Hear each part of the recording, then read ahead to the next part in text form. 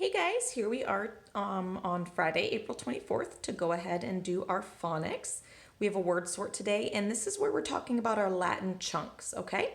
So before school let out, we had been talking about, we talked about three different chunks, okay? We talked about T-I-O-N and S-I-O-N, and both of those Latin chunks said shun, okay? So they spelled a little bit different, one T-I-O-N, one S-I-O-N, but they both say shun. And then we also talked about T-U-R-E, which actually says chur, okay? So what we're gonna do is we're gonna underline the Latin chunk in each word, and then we're gonna go ahead and decide whether it has a shun sound or a chur sound, okay? But I made this little cheat sheet off to the side so we can help.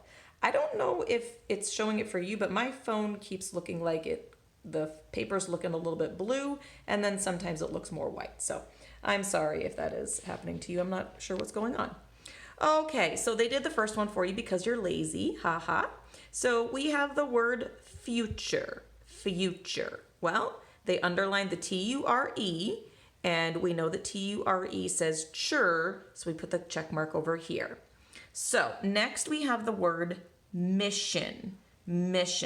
So what would be our Latin chunk here? Well, I see an S-I-O-N. Now guys, your chunks are always going to come at the end of your words, okay? That's where we hear these Latin chunks. So now I have S-I-O-N, and if I look at my little cheat sheet over here, that tells me that it says shun. So I'm gonna go ahead and I'm gonna put a check mark right here. This I have caption. Captions are the little explanations we have near a picture in a book or a story, okay? So caption, well, I see T-I-O-N, and that tells me that that is going to be a shun word, okay? And again, because again, all my T-I-O-N and S-I-O-N, that I-O-N is gonna tell me that it's a shun. Okay, then I've got the word nature. I went on a nature walk today. Well, I see that T-U-R-E, and even though it doesn't look like it, that T-U-R-E actually says chur. So I'm gonna go ahead over here and mark it off there. So I'm gonna have you guys pause the video to do your work, okay? And then we'll come back and go over the answers together. Okay, we're gonna go ahead and go over the words, okay? So if anything is circled, it is a schwa spelling, so it doesn't really change what we do, it just changes how we say it. So instead of saying collection, we say collection. So I have a rock collection. Well, I've got that T-I-O-N at the end, so I know it says shun. I've got session. We could talk about our class sessions that we have online. So I see that S-I-O-N, that's a shun. Moisture has to do with something being wet, okay? So T-U-R-E says chur. Then I have direction. Now it's not direction like it would be, but it's direction because it's flexing to the schwa. So direction, I see that T-I-O-N at the end, it says shun.